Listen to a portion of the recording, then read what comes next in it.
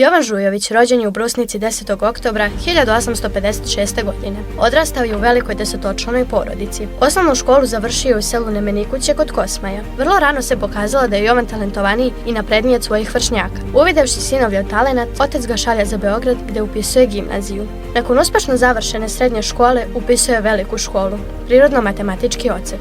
No tu se njegovo školovanje ne završava. Odlazi u Cirih pa u Pariz. Po povratku u Srbiju biva primljen za asistenta na katedri za geologiju i mineralogiju u velikoj školi.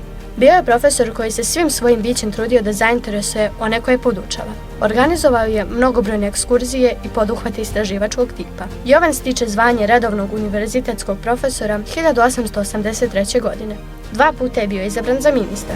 Pošto su austrougarski naučnici uveliko eksploatisali teritoriju Srbije, Žujović je smatrao da pravo na prirodna bogatstva naše zemlje treba da imaju naši ljudi. Na jednom mestu piše: "Ja ću ovde ponoviti samo 2 reči koje se tiču Šumadije. Njeni vojnici koji su ratovali po zemljama Balkanskog poluostrva, robovali po carevinama Austrougarskoj i Nemačkoj, stranstvovali po Italiji, Africi i Francuskoj, potvrđuju mi reči jednog druga izgovorene meni na 3-4 dana pre no što je poginuo na Čupinom brdu. Da naše lepote nigde u svetu nema." Bio je član mnogih akademskih društava. Zalagao se za osnivanje Poljoprivrednog fakulteta u Beogradu. Jovan Žujović umire 19. jula 1936. godine u Beogradu, gde je i sahranjen na novom groblju. Danas Tehnička škola u Gornjem Milanovcu nosi njegovo ime.